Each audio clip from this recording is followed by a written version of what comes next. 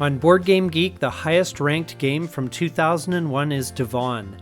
We discovered it on Board Game Arena, and we're going to give it a playthrough here on Legendary Tactics.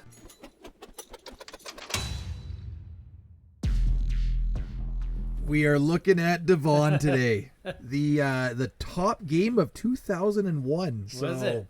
It was indeed. Very yeah, weird. This is a very weird. Yeah, interesting time. It's a real abstract puzzler. Yeah. It kind of reminds me of like an Othello kind of feel to it. You're not hopping. You are hopping sometimes, but what do you think? I don't know. I think it's. I mean, if anything, it's a little bit more like a Chinese checkers or something in a way. Like Othello, I guess, yeah. You're placing. It just has the colors, but I wouldn't say it's Othello like in that way. I guess I'm looking at like the circular black and white tokens and. Yeah. And sort of hopping around the board. Mm-hmm. Yeah. But now, so the object is, though, just for our viewers out there, you always have to be tied to those three pinkish discs. Yes. And if there's no connecting line of colors, then any pieces that are not connected become eliminated. Yeah, it's like they have supply lines that they have to trace back to the reds. Yes. And so you have to. You can move as many spaces as you have rings stacked in a spot. So you'll see where I've got 4 stacked rings. It means I have to move 4 intersections. And I just disconnected that one there, and I won. So it I'm just going to disconnect these other 2 from you. Right. Well, if in that case, turn around is fair play. I'll disconnect that one for you. Oh, okay, all right. Fair enough. I'm not too worried about that one. No, I figured not. But so once the number appears at the top, like I'm going to move over and on the top there on the looks like that might be G5. It turns into a 2. Mm-hmm. Yeah. And so now I have to move it 2 spaces next time. Yes. So it constantly kind of builds. Yeah, and so you gradually, your options for movement in some cases they kind of get bigger for a little while and then they become less. It's kind of a it's a weird kind of and it should be noted for the record that you have crushed me at all the games that we've played of this so far. So every single one. Have you I think I've won 1 game. Yeah. But it hasn't been my record is not sterling. So yeah. Tip of the cap. Yeah, well, thank you. It's an interesting little abstract game, I find. Mm-hmm.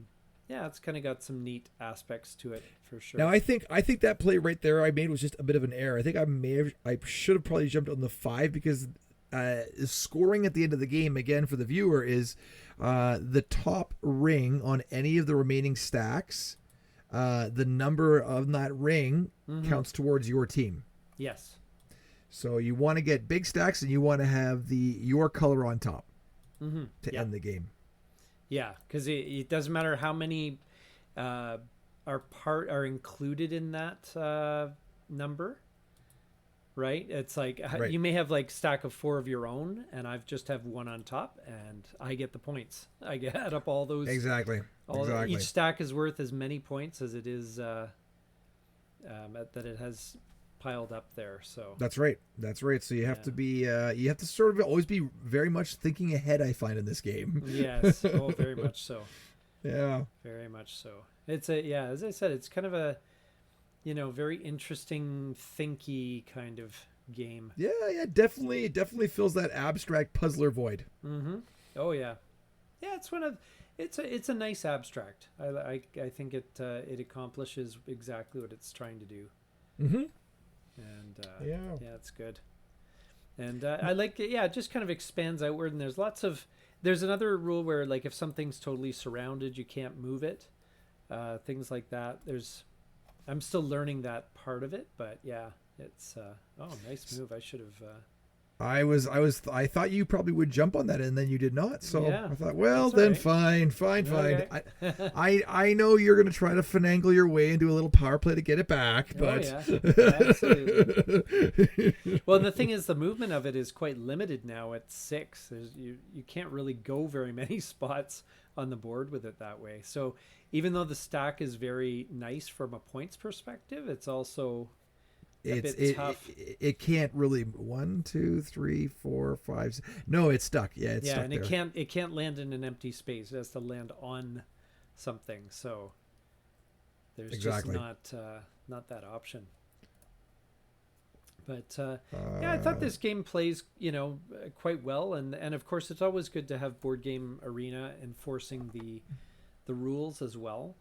Yeah, because I'm going to try a little bit of a risky play here and see what happens. I'm going to go right into the middle of the lion's den here and try and keep that.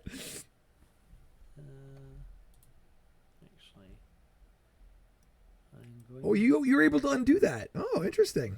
Okay. Yeah. I didn't know if that would be possible or not. Yeah, you have to click on restart. It's a bit on the interface. It's a little bit, not a misnomer, but you know what I mean. It's a little bit odd. Mm-hmm. Mm-hmm. Yeah.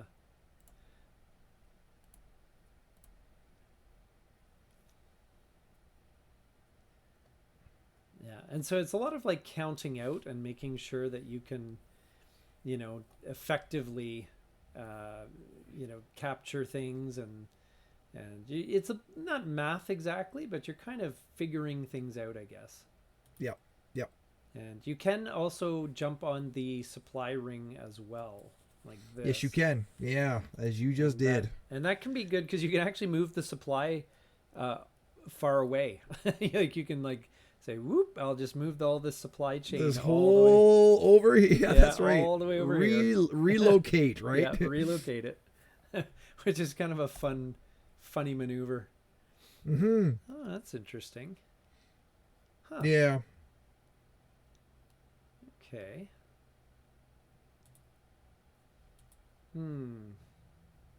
Because you've got very kind of limited movement at the current setup here. I do. Yeah, it's interesting.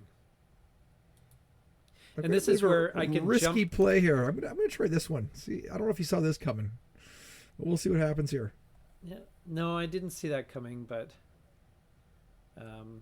I mean, I can kill that, obviously. Yes, you can. Actually, you can kill the whole section over there. Actually, yeah. If you disconnect that too, and jump it over. I think I'll disconnect the 6 here. I'll get rid of that guy. Okay. Now you only have 2 stacks to move. Do you have a stack you can actually move now? No, I can't now. So it actually defaults back to your turn. Back to me, yeah. So this is where I can say, okay, I'll get rid of that stack. I guess I could have done it all in one go. Now this is where it's also interesting because I'm forced to make moves until I'm done. You can't anymore, right? Yes. Yeah, exactly. And so you always must, when you make a move, we didn't clarify, you must land on another disc as well. You can't land in an empty spot. Yes. And you must move from a disc that's always has at least one side to an open end. Mm-hmm. So it can't be completely surrounded. Yeah. And so it ends up being kind of awkward where you may have to disconnect yourself, right? Yeah. That's what I had to do in our last game. But I think I got it here. I think we got that sorted out. And there's the win. Oh, well, you know what? I was worried I was going to get skunked, so to get 5 points, I'll take. Anyway, hope you enjoyed our little walkthrough of DVONN. Yeah. And, it's a neat little game, and stay tuned. We'll give a little pocket review on this game and our thoughts. So, anyway, thanks for watching. Get out there. Get gaming. And be legendary.